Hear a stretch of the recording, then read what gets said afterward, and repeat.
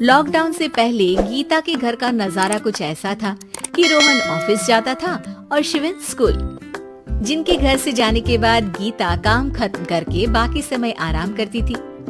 लेकिन लॉकडाउन के बाद ऑफिस और स्कूल घर में ही खुल गए और इससे गीता का हाल वो तो आपको देखने में ही मजा आएगा। शिविन, ओ शिविन, महाराज उठने के लिए क्या 21 तोपों की सलामी लेंगे? अरे बिस्तर से बाहर निकल, ऑनलाइन क्लास स्टार्ट होने वाली है। अरे तुम भी हद करती हो, स्पीकर की तरह चिल्लाने की क्या जरूरत है? दिख नहीं रहा मेरी कॉन्फ्रेंस चल रही है। अब कैमरा और स्पीकर ऑन कर रहा हूँ, मुझे कोई शोर नहीं चाहिए। इस पर जैसे ही रोहन लैपटॉप का कैमरा और स्पीकर ऑन करता है, तभी कुकर की सीटी बजती है। करा लो अब इसे चुप, लॉकडाउन नहीं हुआ, मेरी मौत का फरमान जारी हो गया। दोनों बाप बेटे ने नाक में दम किया हुआ है। ऐसा बोलकर गीता वहाँ से शिविन के कमरे में पहुँच जाती है, जहाँ शिविन अभी भी सो रहा होता है।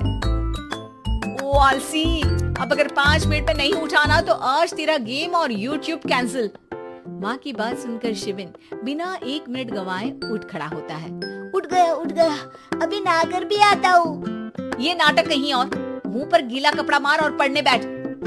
शिविन की ऑनलाइन क्लास स्टार्ट हो जाती है, जिस पर गीता उसे वहाँ बिठाकर रसोई में चली जाती है। थोड़ी देर में उसे कमरे से कुछ आवाज सुनाई देती है, जिसे सुनकर वो कमरे में वापस आती है। हाय राम, तुझे क्लास अटेंड करने के लिए बोला था, कैमरा ऑफ करके बिस्तर पर नाचने के लिए नहीं बोला था। मम्मी मुझे कुछ समझ नहीं आ रहा, आप बाद में पढ़ा देना ना, वैसे भी अटेंडेंस तो लगी गई है। हाँ बेटा, जरूर बन जा, तू अभी से हम सबका बाप बन जा। अरे नहीं मतलब कहाँ से लाते हो इतना दिमाग, और पढ़ाई करते हुए ये चला कहाँ जाता है? नाइस क्वेश्चन, दिमाग से पूछकर बता दूंगा। शिविन की बातों से परेशान होकर गीता उसे मारने के लिए जैसे ही आगे बढ़ती है, तभी वो कमरे से बाहर भाग जाता है। अब शिविन आगे आगे और गीता हाथ में चप्पल पकड़े उसके पीछे पीछे पूरे घर में दोनों घूम रहे होते हैं। इसी बीच वो रोहन के पास पहुंच जाता है और शिविन को मारने वाली चप्पल रोहन के लैपटॉप पर जाकर गिरती है। ओए माँ! मम्मी, अब पापा को चप्पल मार रही हो? वो आज तक के रिपोर्टर, चुपचाप जाकर क्लास अटेंड कर ले, नहीं तो अगली तेरे पीछे लगेगी। इस पर शिविन वहाँ से चला जाता है, जिसके बाद रोहन गीता से कहता है, इस सर्कस के लिए कुछ बोलना चाहोगी? अरे क्या करूं, जब से तुम दोनों घर में रहने लगे हो, घर अपने आप ही सर्कस बन गया है और मैं तुम्हारी नौकर।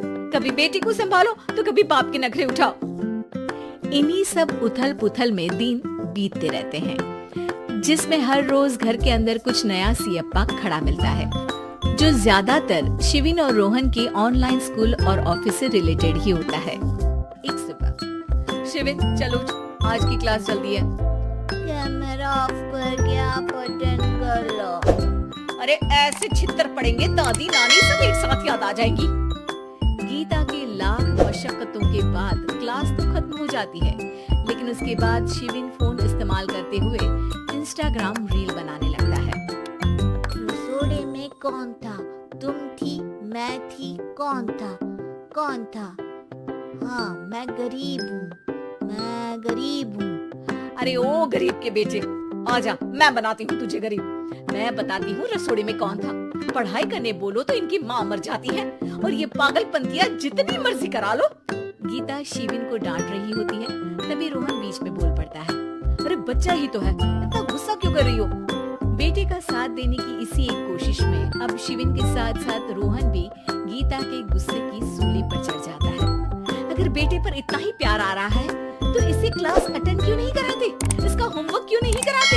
उस समय तो बहुत जल्दी मीटिंग आ जाती है, वो काम मैं करूं और यहाँ इस बेफिजूली की चीज में तरफदारी करके बन जाओ महान। हे भगवान, कोई तो इनके ऑफिस और स्कूल खुलवाओ, मैं इन्हें और घर में नहीं सह सकती। मैं कुछ और मांग लेती, क्योंकि तुम्हारी ये विश इस साल तो पूरी होने से रही, कोरोना। हाय नास बेटे ने जिंदगी ही बर्बाद कर दी। खाए कोई पचाए कोई, कल मुझे चुन चुन कर सबको मेरी बद्दुआ लगेगी। उन्होंने दुनिया का और इन बाप बेटे दोनों ने मेरा जीना मुश्किल कर दिया। गीता वहाँ से चली जाती है, जिसके बाद रोहन शिविन से कहता है, अरे तुम्हारी मम्मी इतनी भड़की हुई क्यों है? आपकी वजह से पूरा समय घर में रहते हो और उस पर कोई काम कराने की जगह बस ऑर्डर देते रहते हो। अच्छा बेटे, सारा इल्जाम मुझ पर? पूरा दिन तो वो तुम पर ही चिल्लाती है। हाँ, मतलब दोनों का 50-50 है, कुछ करना पड़ेगा। वो कहते ना, make the best out of worst. I have an idea. वैसे तुम्हारी माँ सही कहती है, बहुत जुबान चलाने लगे हो, कम बोला करो। अगली सुबह रोहन और शिवेन अपनी गलती को सुधारने के लिए गीता के उठने से पहले घर का आधा काम खत्म कर देते हैं, जिसे देखकर गीता खुश हो जाती है और फिर बाकी बचा काम वो तीनों मिलकर पूरा कर लेते हैं। जिसके बाद अब वो सब मिल बांट कर हर काम में एक दूसरे की मदद करते हुए लॉकडाउन का मजा लेने लगे।